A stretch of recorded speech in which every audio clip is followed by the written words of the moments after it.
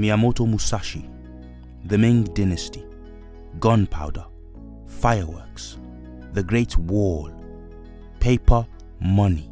Imagine I began a course on East Asian history not by telling you about any of these things, but by starting with the time the British Navy pulverized Chinese ships into waterlogged firewood, proceeded to subdue the emperor and force his people into militarily induced opium addiction. Or suppose I told you nothing about the Japanese shoguns and the code of the samurai, but I told you only about the time America rode up on the shores of the hermit kingdom of Japan and turned a country in 250 years self-isolation into her personal lapdog.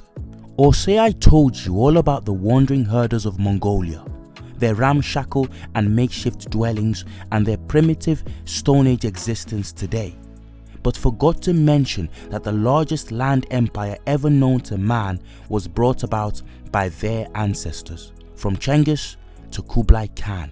Well, this is exactly what's being done to black history. Just in case you missed it in history class, massive amounts of black people were sold by their kinsmen and forcibly taken by foreigners across the Atlantic to the Americas, where many of them were enslaved for hundreds of years till little by little, through violent and peaceful struggle, they eventually freed themselves. But just as with East Asians, subjugation and oppression wasn't day one of black history either. Many of us have the DNA of kings, queens, conquerors, explorers, builders and scientists who turned the world upside down and back upright again with their contributions to human progress. Try this guy, for example, Ibn Al-Yasamin, poet, philosopher, mathematician extraordinaire, father of algebra. In short, a Moor, one of the many blacks who inhabited North Africa originally, or migrated in waves from West Africa and the Sahel over centuries till they came to conquer alongside Turkic and Arab newcomers all of North Africa and much of Southern Europe. And before we go on, because there are many who like to deny the Moors their blackness, let's do these poor unfortunate souls a favor not by pointing them to the many well-documented examples of the blackness of the Moors, but by establishing the blackness of Ibn al-Yasamin himself. Now here's what Ibn Said al-Maghrib, famed Moorish historian of Al-Andalus in the 13th century, had to say about Al-Yasamin only decades on from his death. Quote, "The artistic writer Abu Mohamad bin Al-Yasamin Abdullah bin Hajjaj al-Hishbili, he was named after his mother who was black, and he was also black, Aswad. He graduated in Seville in the arts of science." Close quote. That was Ibn Said writing in something called The Virtues of the Poets. Now that we've dispensed with what shouldn't really be surprising, the idea of black people in Africa, we might ask, how exactly did this black man, Al-Yasamin, make his mark on history? Let's start with something you may or may not know about. The mathematical principle and method of algebra is something that originated in ancient Babylon and was later pioneered by the Moors of Africa. The word algebra itself is a Latinized version of the Arabic term al-Jabr, meaning the reunion or rearranging of broken parts.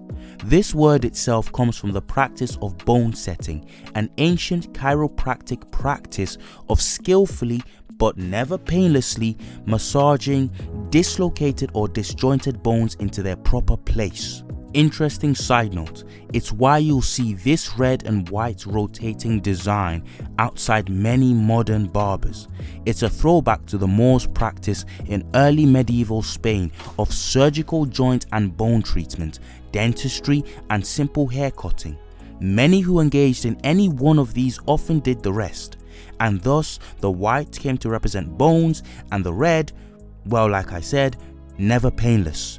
But this term, al-Jabr, later came to be used to refer to the mathematical principle of using letters and symbols as placeholders to rearrange, balance and solve equations.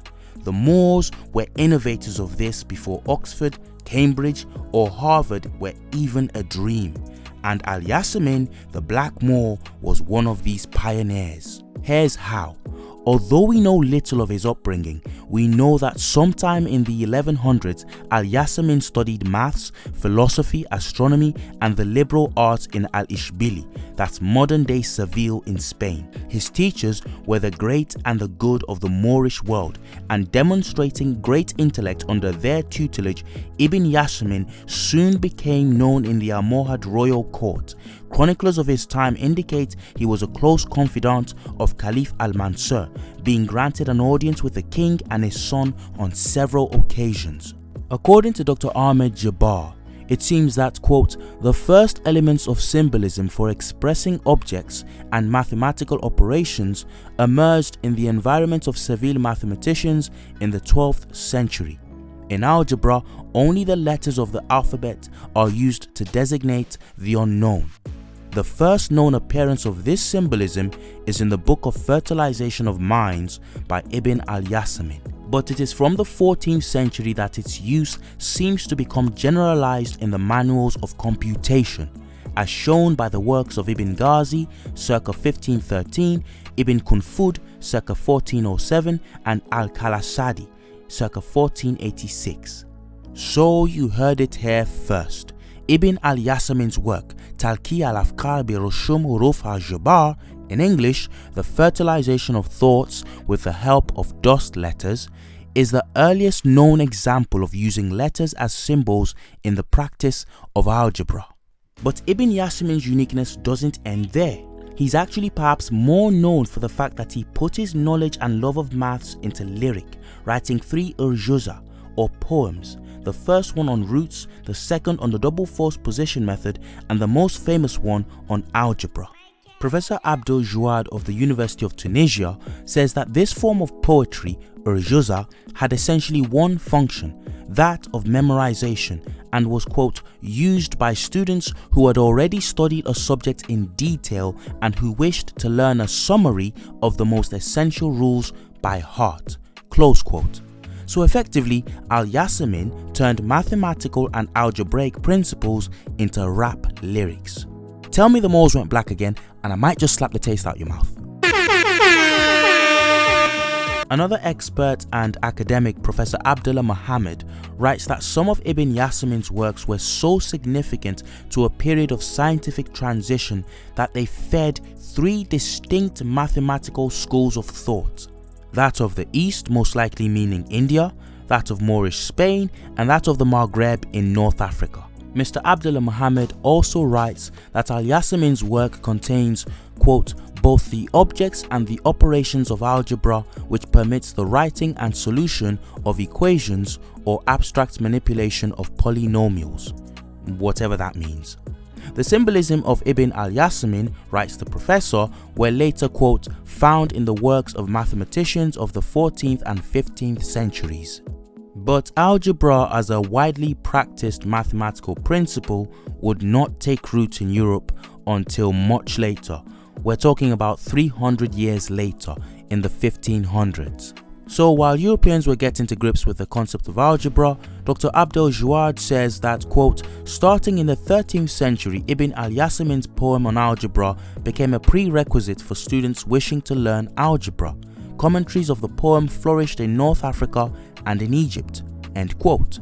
Sadly, Al-Yasamin is said to have been strangled to death as a result of his closeness to the power brokers of the Almohad Empire, which was nearing its end in the 1200s. Okay, so now ask yourself, why is it taking a YouTuber to tell you for the first time about Al-Yasamin's legacy? Or am I being a bit arrogant there and assuming that my very well-informed audience have never heard of this man before? I don't know, guys. If you have, let me know down in the comments below, and also potentially let me know if I've missed anything crucial about this amazing man. But assuming some of my listeners haven't heard of Al-Yasamin until today, how can such an influential man be relegated to all of a few lines on Wikipedia and general historical obscurity? See, True Black has no problem with Black History Month, if it's to celebrate more than just a narrow band of our history. But as it is, Black history has been hijacked, used only to perpetrate perpetual victimhood and rile up the worst instincts within us. Join us at Trill Black where we're changing that. Like and subscribe and help us to start digging through to the history that's been hidden. A glorious past the powers that be would rather you knew nothing about. Till the next time, from Kush to Camberwell to Compton, this has been Trill and it's been black, no doubt.